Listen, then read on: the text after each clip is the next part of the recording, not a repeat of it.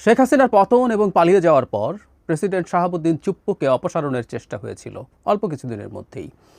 এই দাবি বিভিন্ন দিক থেকে এসেছিল।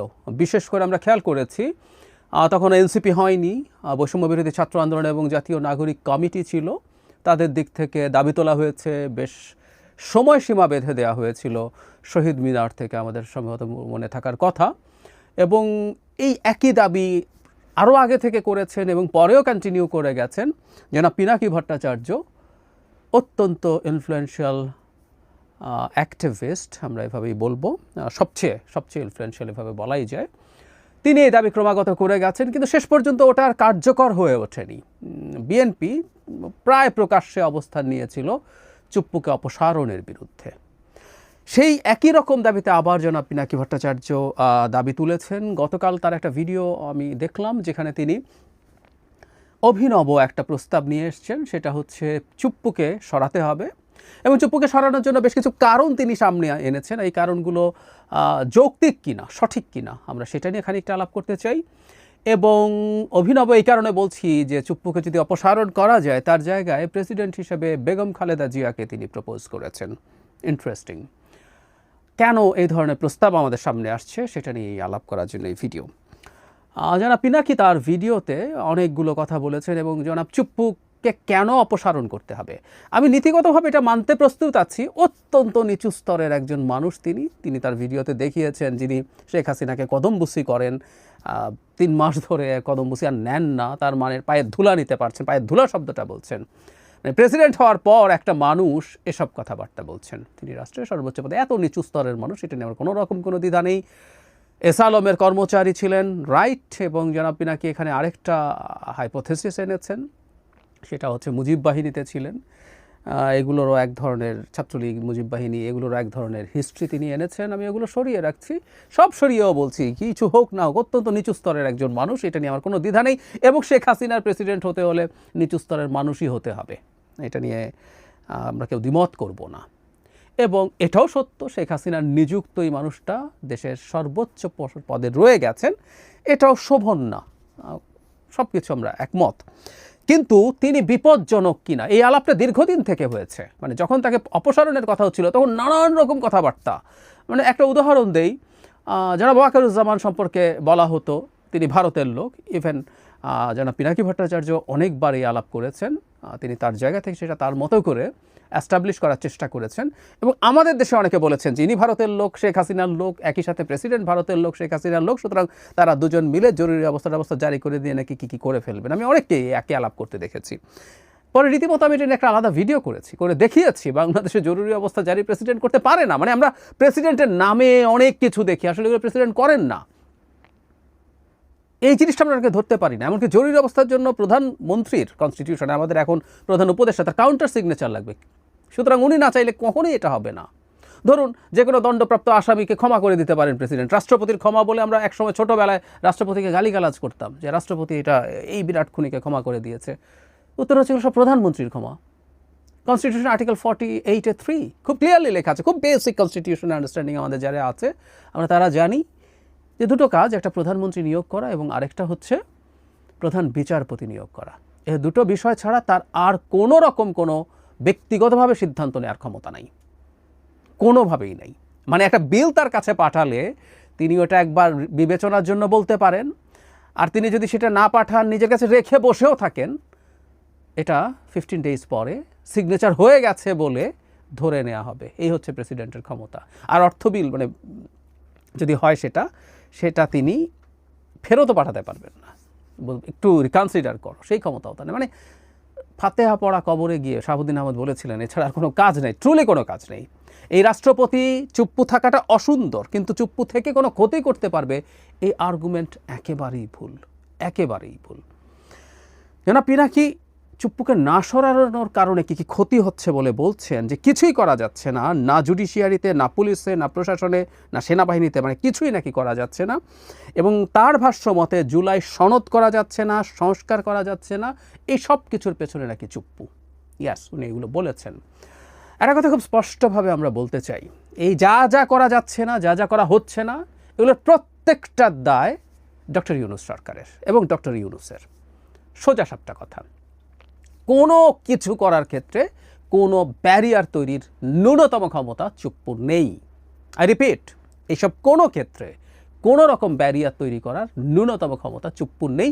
এবং এই চুপ্পুর আগেও ওর মেরুদণ্ড আগেই ছিল না, কিন্তু শেখ হাসিনার পালিয়ে যাওয়ার পর উনি এখন যে জায়গায় আছেন ওটা কিছু নাই, ওটার অবস্থা আরও খারাপ।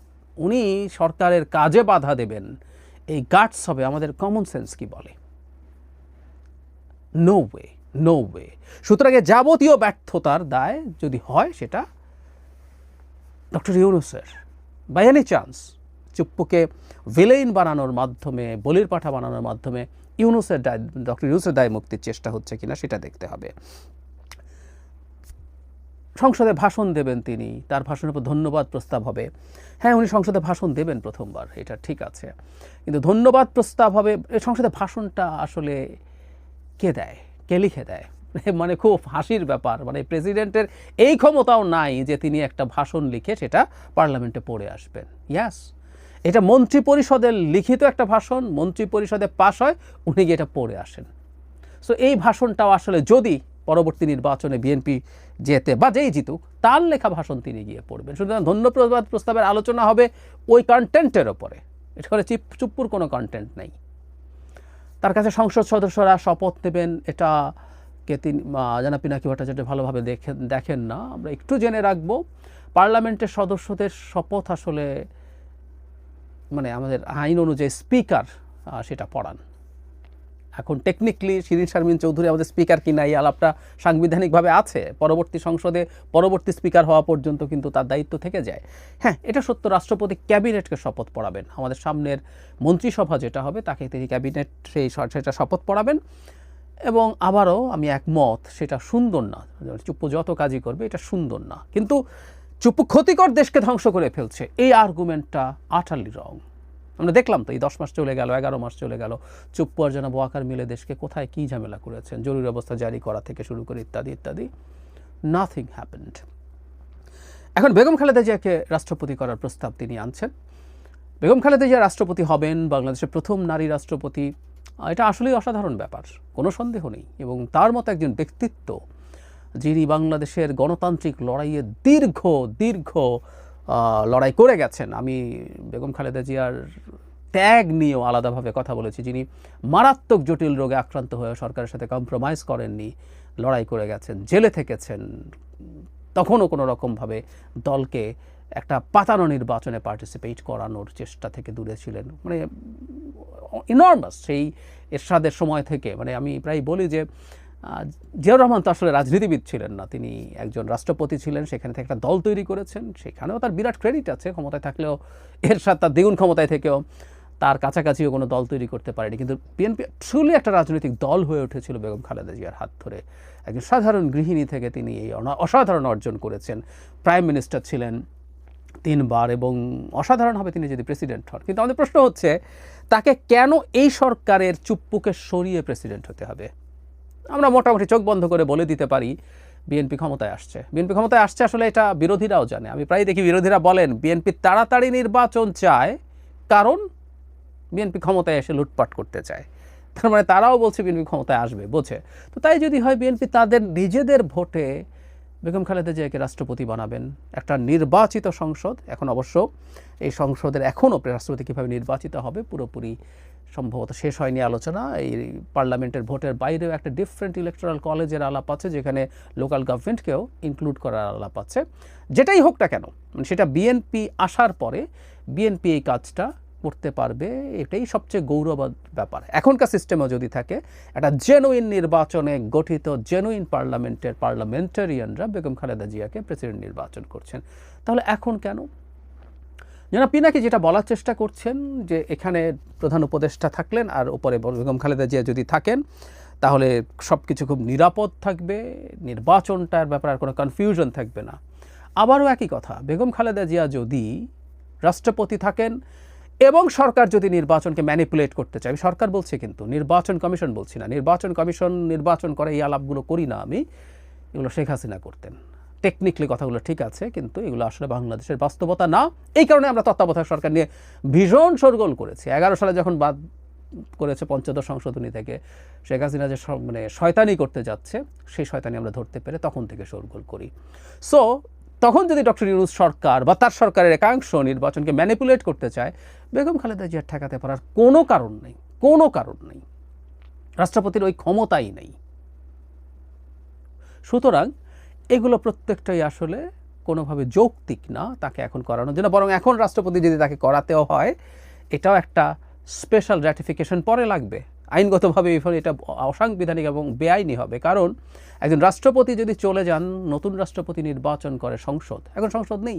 সো বেগম খালেদা জিয়াকে রাষ্ট্রপতি হিসাবে যে নিযুক্ত করা যাবে না তা না। তখন আবার আমাদের তো অনেক কিছুর ক্ষেত্রেই সাংবিধানিক রীতি আমরা ভেঙেছি, সংবিধানকে লঙ্ঘন করেছি। যেমন আমি প্রায় বলি 3 মাসের মধ্যে নির্বাচন হওয়ার কথা ছিল, সেটা তো হয় নাই। সো এটা র্যাটিফাই করতে হবে, এরকম আরও বেশ কিছু জিনিস করতে হবে। তখন বেগম খালেদা জিয়া যে রাষ্ট্রপতি হলেন সেটাকেও র্যাটিফাই করতে হবে। দরকারটা কি এটার? কোনো দরকার নেই। বরং বেগম খালেদা জিয়া তার সংসদের ভোটে, সাংসদদের ভোটে প্রধানমন্ত্রী নির্বাচিত হবেন, এটা বেস্ট অপশন। কেন জনাব পিনাকি ভট্টাচার্য এভাবে এটাকে প্রপোজ করছেন? আমি ধারণা করি চুপ্পুকে সরানোর জন্য আবার একটা চেষ্টা, এবং এই চেষ্টাটাকে খানিকটা লেজিটিমেসি দেওয়ার জন্য দুটো কাজ তিনি করেছেন। একটা হচ্ছে অনেক ক্ষতিকর চুপ্পু, সেটা বোঝানোর চেষ্টা, যেটা একেবারেই ভুল তথ্য। আর বেগম খালেদা জিয়াকে এখানে প্রপোজ করার মাধ্যমে বিএনপির অন্তত কিছু মানুষের এক ধরনের সহানুভূতি পাওয়া যায় কিনা, সো দ্যাট মাঠে আমি ধারণা করি আবার এই দাবিটা আনা তাদের জন্য, বা কেউ আনবে তাদের হয়ে। তার সাথে অনেকেরই যোগাযোগ আছে। আর বলেছি উনি একজন গুরুত্বপূর্ণ, অতি প্রভাবশালী ইনফ্লুয়েন্সার, অ্যাক্টিভিস্ট, তার প্রচুর ভক্ত আছেন, সমর্থক আছেন, তারা নামবেন। সাথে যদি বিএনপিও যুক্ত হয় সেটা হতে পারে। আর আরেকটা কারণ, এটা হওয়ার সম্ভাবনা আছে, আমরা সাম্প্রতিক সময়ে জনাব পিনাকি ভট্টাচার্যকে খুবই বিএনপির বিপরীতে অবস্থান নিতে দেখেছি নির্বাচনের প্রশ্নে। এটাও খুবই ইন্টারেস্টিং। তিনি নির্বাচনটাকে কম সময়ের মধ্যে চাওয়াটাকে এমনভাবে ন্যারেট করেছেন যে এটা ভারতীয় এজেন্ডা, এবং যারা এটা চাইবেন তারা ভারতের দালাল। ইনফ্যাক্ট আমি নিজেও নির্বাচন আর্লিতে ঠিক একই রকমভাবে ট্যাগড হয়েছি। তার অনেক ফলোয়ার্স, অনেক ভক্ত, তারা এটাকে খুবই ভালোভাবে নিয়ে যেখানে প্রয়োজন সেখানে ঠিক একইভাবে বলে গেছেন।